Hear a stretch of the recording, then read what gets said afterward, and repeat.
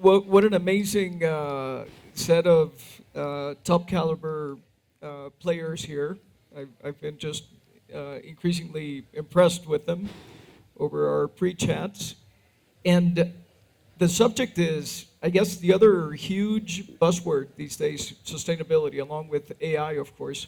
So great to have all these views. By the way, a very strong, and this I guess is typical of Volcano these days. Amazing people from around the world as well as from here in Guatemala. So maybe just one more introduction step from each of you. If you could just share a recent experience, something you're working on right now that best defines what you're passionate about and looking to do. Daniel, maybe you're smiling Yeah, happy to start. tremendously. So Thank you, Roberto. Nice being here. So in Alterna, we work with entrepreneurs that will change the way business is done, from entrepreneurs in the Guatemalan highlands to entrepreneurs in San Jose, Costa Rica, building impact startups. And what gets us exciting is how can we be inclusive, impactful, and just create a new wave of entrepreneurs creating change. What is exciting for us right now is how to democratize impact investing and how to democratize impact measurement, which I know some of the panelists here will also talk. So those are two big topics that are core to our heart now. great. Sam, Yeah, can you hear me? Yeah. On my side, I'm specialized in impact assessment, so I work with a lot of organizations worldwide, impact fund, family office, in developing the accounting of impact. And one of the innovations we've been working on, much better.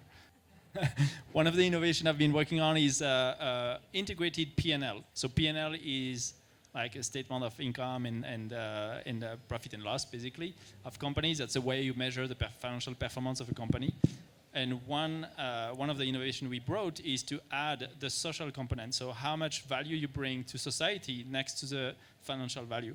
And this is a kind of tool that the CFOs, so chief financial officers and CEO will understand, because sustainability otherwise is complex. So if you bring that in the main tool that companies use to manage their company, then you bring the impact closer to decision making. And that's, for example, one of the examples we built is Natura Cosmetic in Brazil. It's a global company that have Avon, The Body Shop, Aesop, different cosmetic brands. And we built an integrated P&L for them, covering the full value chain, the full P&L, and it's public, it's for investors. If you look at the page on the investor relation, you're going to find the report. It's super interesting, so I'm excited about that. gracias. Hi. For me, basically, it's the thing I'm most excited about. It's enabling sustainable packaging or unleashing sustainable packaging for corporations and for brands. That's something I've been working on a very long time by empowering and accelerating entrepreneurs that have disruptive technology, but also by being a bridge between the corporate world and these new emerging technologies. There's very big challenges when you want to get these technologies into scale, but also having the corporate side really understand what the technology is, understand what the technology can enable according to their possibilities or their immediate possibilities of their supply chain or the rules and regulation where they're operating at. So I'm very excited as trying to contribute to being part of that ecosystem. So I guess what's exciting for me right now is it's essentially building and developing a business that's effectively already in its growth stage, partnering, collaborating around the world with consumer brands, sports teams, theme parks, e-commerce platforms, and even today meeting amazing people here, including my fellow panelists, around opportunities where we all get to collaborate to drive positive impact. And I think the one thing that really has been missing from all of our lives is proper transparency, authenticity, and education, as we've all been talking about, around how to solve real world issues in real scalable ways. And so Plastic Credits, which is the business I'm involved in, is a relatively new concept, has a long way to go in terms of its, roadmap relative to carbon credits, which I know Sebastian's going to be talking about, but it's real and it's scalable and it works, and I'm excited to see how we take it forward. Thanks, Eric. Don Sebastian? What am I excited about? I think that this started like 2 years ago. I've been 15 years working in the global carbon market scene. And 2 years ago, Vera, which is one of the leading standards, came to us when I was still working at another Swiss company to start developing a new carbon market, the tech removal market. So we started working on the first protocols. I single-handedly wrote the first draft for that. But now I'm in the investment side, investing in companies for the technological removal of CO2 from the atmosphere and placing it as a mineral back into the ground. This is the new market for climate change mitigation. I would call it carbon credit 3.0. And like we're launching it right now and investing in the first projects ever. So that's super exciting for us. If we go way up, like 35,000, 40,000 feet, you get the sense that capitalism is changing, that we're moving sort of into a new phase. And then a related question would be, is it really happening? How is it accelerating? Are we stuck in terms of moving to that next phase? Any views in this regards at a very high level first? Maybe our best-known author would like to take a crack at it. I mean, I'm still young, so probably I'm too impatient. But for me, we're still not at the speed that we need in terms of transition to achieve net zero carbon, to restore forests, to address inequalities. We see a lot of the world still with. You can hear me, right? Yeah. So yeah. You see that a lot of the world that is not going in the right direction, and there is a big role of the business investors that need to take responsibility for that and invest for impact. And for me, that's really a realization that yes, there is a lot of startup, a lot of initiative, a lot of activities in the world that shows good intention that have an impact, but not at scale. Right now, we need growth, we need impact at scale, we need government helping with the private sector, with NGOs, and all together come with a system of incentive that will promote growth and system level change. So as a maybe younger person, that's my position on that. Like, I see good things, but we need to go much faster. Great. Kike, please. Yep. Thank you. I guess from my point of view, whether it's happening or not, it's really what really began as some can call consumer-driven or isolated efforts, or someone trying to put on a political medal without really understanding what was going on, has really translated into a sustainable trend, regardless of the up and downs that trend might have. And what I believe that has happened is that for me, the corporate commitments are super important. For me, having the large, corporations around the world making the pledges and really putting that into the incentives of the organization to achieve those goals.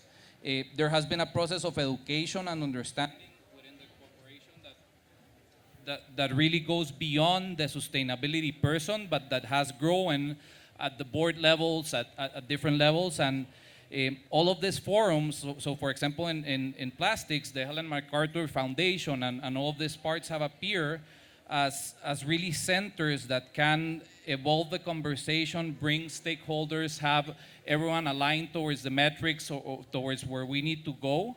So regardless of the geopolitics around it, that it's full of them, I do believe that it is already a conscious trend that has happened and that is being enabled, and regulation sometimes it's not the best. It can be wrong, but it's certainly heading towards that direction. Great.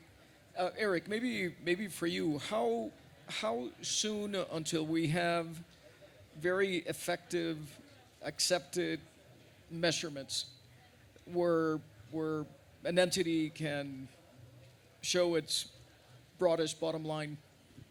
I mean, okay.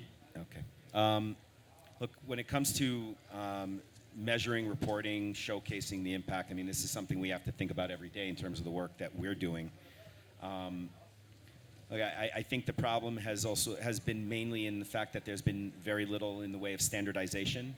I've also seen, I think we've all experienced organizations attempting to create standards and recognizing that there are going to be, pain points, small, fail points, and it's a question of how do you take it and learn from it and try and do better, right?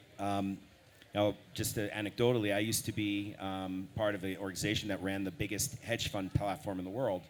Post-financial crisis, we realized that there were no standards, real standards for the industry. And so we had to build them.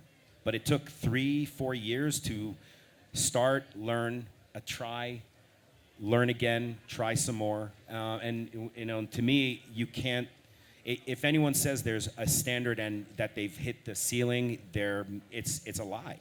You have to take a learning culture and you have to continuously look to enhance and develop. And we have a business that. Sebastián, maybe you could share one of your, I'm sure you have several, but one of your big, hairy, audacious goals in what you're up to in the carbon space.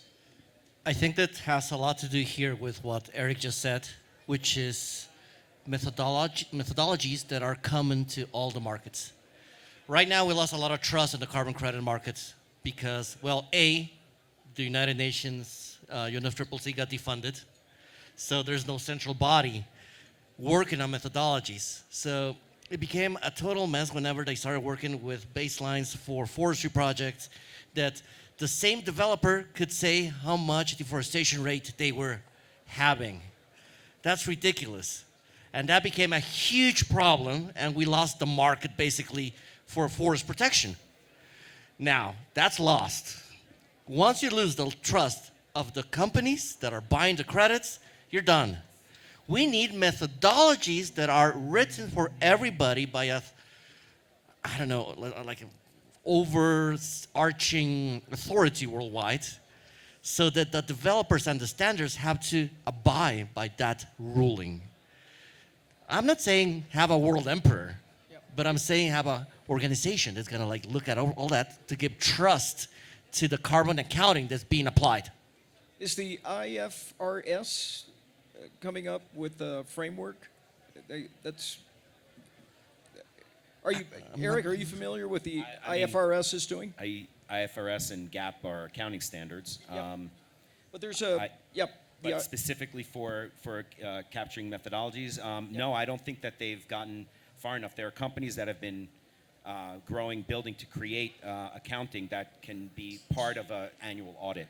It has not been a requirement because they've historically just been part of corporate sustainability initiatives that weren't embedded in the standard audit protocols of companies, right? So IFRS, US GAAP, they're all looking to create more, but there are companies that have come online. I want to over-promote something that I'm not necessarily aligned with per se, but there are companies that are creating those standards that will ultimately be supporting the IFRSs of the world to enable them as part of standard auditing. Yep. But beyond that, no, I have not seen any standard come. Okay. Daniel, switching gears a little bit, you're maybe more of an impact and a sustainability guy, but in any case, how can you talk to us a little bit, differentiate sustainability versus impact? Where's the overlap? How should you think differently when investing for impact or getting involved with something for sustainability? Yeah, at least from our perspective, it's an almost absolute overlap. It's just kind of a different way of framing it. Yep. It is about, having at the same level people, planet, profit.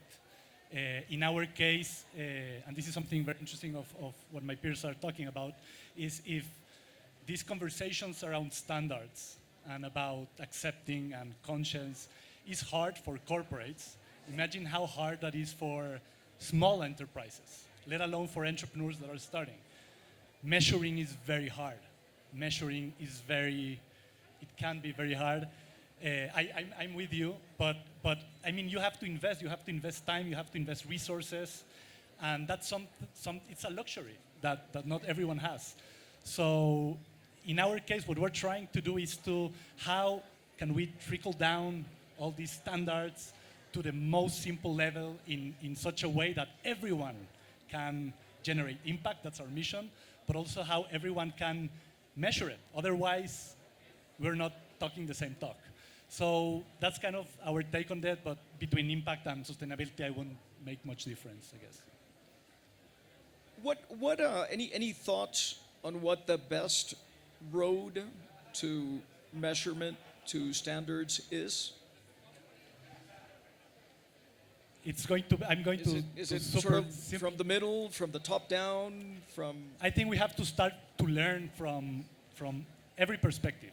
We don't have time, to stop and wait. We have to try, and we have to also be bold and understand that we are going to fail, and that's okay. As we say in Alterna, impact is a journey, and we have to understand that, like walking that journey and going through it, it requires time, it requires falling, and that's fine. We cannot put too much pressure, especially for the small guys. I think corporations is very different, and they should be kind of taken much more into account in very early stages. But it's a process, and we have to understand we're going through one. Yep. And one way to get started on measurement is to learn from people who have done it, like from maybe Alterna. There are a lot of companies that do really good measurement, like I mentioned, Natura, Nestle, Unilever. There are initiatives that promote standards like Capital's Coalition, the Value Balancing Alliance. There is a IFRS, there is a foundation that is called ISSB. ISSB is providing like sustainability reporting standards that they're developing. So you have a lot of movement in that field. It's getting really accelerating those days. And more standard exists. For the impact investors, you have the GENE RS Plus methodology, you have SROI methodology. So you have a lot that exists. So let's pick what exists, what works. Let's take example from the leaders and try to learn from them to move forward. Great, thanks. How remember organizations going digital? That used to be a big thing. Now, you assume that an organization is digital or nearly there, even very small ones. Do you foresee a time when the term this is an impact venture or this is a sustainability program at a large corporation where that sort of differentiation starts going away or disappears? I think that would be the ideal world, right? When we don't have to talk about impact and sustainability because that's the mainstream and the standard. I think that's what we should, at least from our perspective, we should strive for. Yeah, at this point we should disappear as consultant on sustainability. I mean, we won't talk about sustainability anymore if it's embedded in the norm, if it's mainstream, and that's what we're aiming for. I mean, there's still a long way. Yep. I don't know what you think. And meanwhile, we have a lot of, they call it greenwashing, for example. Is a lot of this really happening, or? Kike, you're Well, I guess for the man in the arena. For me, it's all about education, and I really think the consumer is aware again. He's gonna get educated at some point towards different level of sophisticating, and that's a trend. There are a lot of them already educated. And again, I do think at the corporate side that sometimes you have genuine efforts, but there's a lot of understanding within the organization. So you can have someone as part of your team that really understands what the product is, what he wants to achieve, how he wants to measure it, and what he wants to do. But at the end of the day, if the company lawyer, if the person from the purchasing department or the purchasing department team or everything, they're not educated. Think of a retailer. If their purchasing team don't know how to differentiate the different types of plastics or bioplastics or what are they buying, they're not, then you can have the intention, you can have the sustainability report, but at the end of the day, you're not really doing the job, and eventually the consumer is gonna notice, and he's gonna hold you accountable to that. Yep. I might have So something to add. we're over time, over Suntand. And so maybe, Sebastián, starting with you, you had a thought there. Just a very fast thought about the greenwashing part. Yeah, your sort of last thought Yes. for Greenwashing for the panel? only happens whenever a big corporate, like I trade credits to really big corporates, oil and gas companies, for example. They buy a lot of credits from my organization, but if they don't do in-house sustainability projects in-house, where they're going to be like lowering their own emissions in-house, and they expect to be carbon neutral just by buying carbon credits, yes, that is greenwashing. You need to have like top of the line new technologies that don't emit as much as the ones before. Then it's not greenwashing. That's the way that I see it. Got it. Other concluding thoughts, not mandatory, but if anybody has, last thought to share for. I just learned the value of trees against plastic. I mean, being in the shade is much better than being here. Yeah. It's like hot yoga here. Yeah, that's But like, let's invest in nature-based solution. Let's invest in nature. That's a great thought. More real canopies. Well, I think we don't want to go too far over time. So, thank you guys. It's been a treat.